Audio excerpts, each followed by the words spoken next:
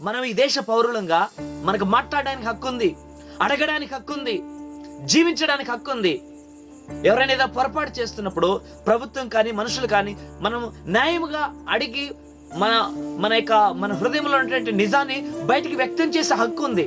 నువ్వెందుకు మౌనంగా ఉండగలుగుతున్నావు? ఎలా నువ్వు మౌనంగా ఉండగలుగుతున్నావు? నేనంటాను, నాకు జరగలేదులే, నాకు తెలియదులే, నా కుటుంబానికి కాదు, నా బిడ్డలకు కాదు, అక్కడ ఎవరికో జరిగిందంటే, ఏదో దైవజనుడు అయితేనే ఎవరో అయితే, నేనేమంటానంటే కేవలం దీని గురించి నువ్వు మాట్లాడడానికి నువ్వు కేవలం సేవకుడు అవ్వాల్సిన అవసరం లేదు, కులానికి సంబంధించిన వ్యక్తి కావాల్సిన అవసరం లేదు. ఈ భారతదేశ పౌరుడిగా నువ్వు ఉన్నట్లయితే, నిజముగా ఈ దేశంలో నువ్వు పుట్టినవాడు అయితే, మానవత్వం గురించి మాట్లాడుతూ చనిపోయినటువంటి ఒక వ్యక్తి గురించి, నేను ఒక సేవకుడని మాట్లాడలేదు, ఒక మతానికి గురువు గురించి నేను మాట్లాడలేదు, మానవత్వ విలువల గురించి, సమాజానికి మేలు చేసేటువంటి చనిపోయినటువంటి ఒక వ్యక్తి గురించి, ఆయన మంచితనం గురించి ప్రకటించడానికి ప్రతి వారికి కూడా హక్కునుంది.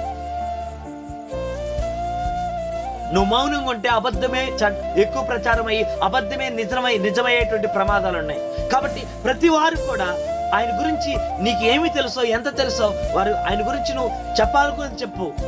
అందరూ కూడా గళమెత్తి నోరెప్పి మాట్లాడినప్పుడు అందరి యొక్క మాట ప్రభుత్వానికి వెళుతుంది.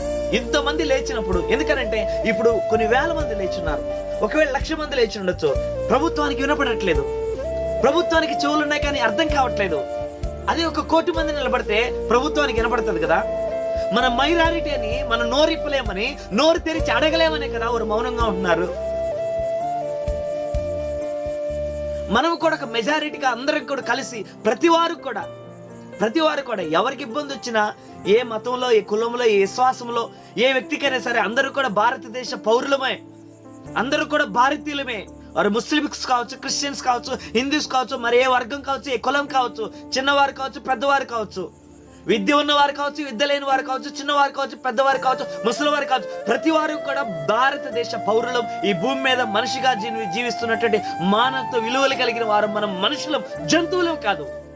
సో మాట్లాడే హక్కు ప్రతి వారికి ఉంది, అడిగే హక్కు ప్రతి వారికి ఉంది, నిజాన్ని భయపడకుండా నిర్భయంగా ప్రకటించే హక్కు ప్రతి మనిషికి ఉంది.